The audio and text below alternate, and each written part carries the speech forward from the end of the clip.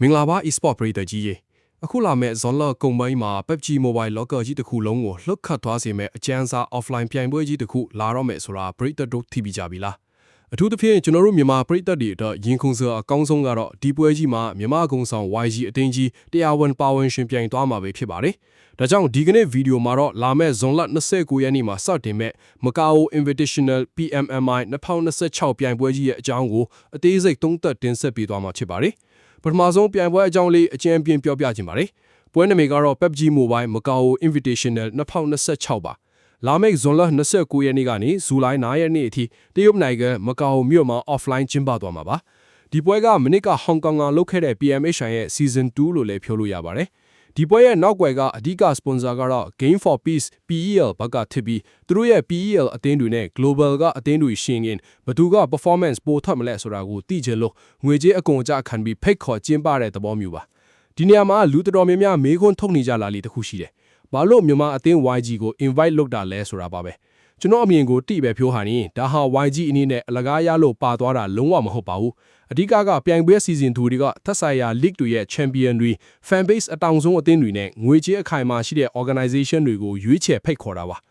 YG ဆိုတာက one stage မှာတက်တည်ပြဟဲပြီးသား2025 PMWC champion အသင်းကြီးဖြစ်တဲ့အပြင်မကြသေးခင်ကမှ PMCL Spring မှာလည်း champion ထက်ဖြစ်ထားတဲ့အသင်းပါဒီလို performance မျိုးဒီလို fan base အင်အားမျိုးရှိတဲ့အသင်းတစ်သင်းကို invite လုပ်တာဟာလုံးဝကိုထိုက်တန်ပါတယ်ပြန်ပွဲ format ကိုကြည့်ရမယ်ဆိုရင် group stage နဲ့ grand final ဆိုပြီးသွားမှာပါ group A B C 3ပွဲခွဲပြီး15သင်းက group stage ကိုအကျိတ်နဲ့ကစားရမှာဖြစ်ပါတယ်ဒီမှာအကျန်းဆုံးအချက်တစ်ခုက PEL Champion Team ဖြစ်တဲ့ AG အသင်းကတော့ AAC ပဲ Grand Final မှာထိုင်ဆောင်နေမှာပါကျန်တဲ့အသင်းတွေကသာအတေအလဲ fight ပြီး Final ကိုတက်စားမှာဖြစ်ပါတယ်ဒီ format ဟာအရင်နှစ်က PMWC ရဲ့ format အတိုင်းနီးပါးသွားထားတာဖြစ်လို့ပါဝင်တဲ့အသင်းတွေသာတကယ်အစွမ်းကုန်ထုတ်ကစားချမယ်ဆိုရင် PMWC အကျိုးပွဲလိုတောင်တင်စားလို့ရတယ်လို့ပြီးခဲ့တဲ့ PMGO Season 1ထက်တောင်ပွဲကပိုကျန်းပိုကြီးကောင်းသွားနိုင်ပါတယ်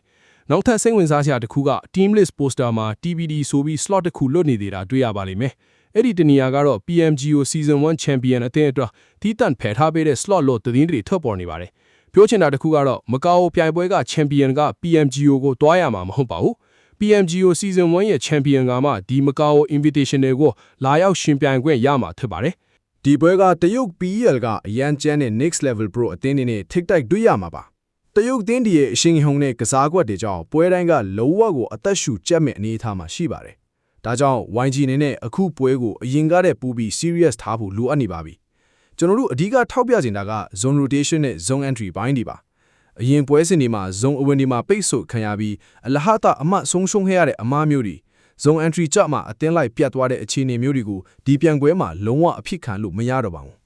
တရုတ်တင်းဒီရဲ့ map control ယူတဲ့အပိုင်းကအလွန်တိကျတဲ့အတွက် rotation အမှားယွင်းလေးတစ်ချက်ကအစပြင်းပြင်းထန်ထန်အပစ်ပေးခံရပါလိမ့်မယ်။ဒါအပြင် PEL တင်းနေနဲ့ထိတိုက်ရင်ဆိုင်ရချိန်မှာတူတင်ကိုတင်ပြန်ချနိုင်ဖို့ gun power ဟိုအများကြီးပိုပြီးမြင့်တင်ထားဖို့လိုအပ်နေပါတယ်။နောက်ထပ်အရေးကြီးဆုံးတစ်ချက်ကတော့ဒီပွဲဟာအင်ကနေစောရတာမဟုတ်ဖဲမကာအိုမှာတွားရောက်ရှင်ပြန်ရမယ်အကြီးစား offline ပွဲကြီးဖြစ်နေတာပါပဲ။ပြီးခဲ့တဲ့ PMGO Season 1 SEA Final တုန်းကလို့မထင်မှတ်ထားတဲ့ device ပါတနာတွေချိုးရင်းချက်တွေကြောင့်ရလက်တွေထိကိုက်ခဲ့ရတာမျိုးနောက်တစ်ချိန်ထပ်မထီလောက်အခုကတည်းကကြိုတင်ပြင်ဆင်မှုတွေအသေးချာလုပ်ထားသင့်ပါတယ်။ offline ပွဲဖြစ်တဲ့အတွက်ပရိသတ်တွေရဲ့ all hit အားပေးတန်တွေစင်မြင်ဘောက pressure တွေယာဒီဥဒုနဲ့မြေယာထိုင်ခင်းအပြောင်းလဲစတဲ့ပြင်ပကတယောက်မှု external pressure တွေကိုပါကြန့်ခံနိုင်ဖို့ mentality ဘိုင်းကိုပါအခုကတည်းကတေချာပြင်ဆင်သွားရဟာပါ။ကဲမကြိုပဲဖြစ်တရုတ်မြေပေါ်မှာတရုတ်ပရိသတ်တွေရှေ့မှာ PEL အသင်းတွေအပါဝင်ကမ္ဘာအဆင့် e-sports အသင်းကြီးတွေနဲ့ရင်ပေါင်တိုင်းရှင်ပြန်ရမယ်မြန်မာအသင်း YG ရဲ့ခီးစဉ်ကတော့တကယ်ကိုရင်ခုန်စိတ်လှုပ်ရှားစရာပါပဲ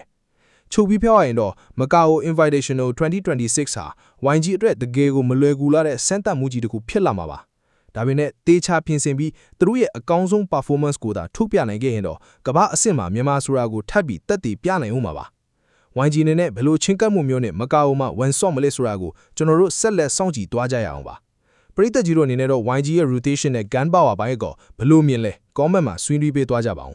နောက်ထပ် e-sports သတင်းတွေနဲ့အသေးစိတ်သုံးသပ်ချက်တွေကိုသိရဖို့ channel ကို like and subscribe လုပ်ထားဖို့မမေ့ပါနဲ့အောင်နော်အားလုံးပဲကျေးဇူးတင်ပါတယ်နောက်ဗီဒီယိုမှာပြန်တွေ့ကြပါမယ်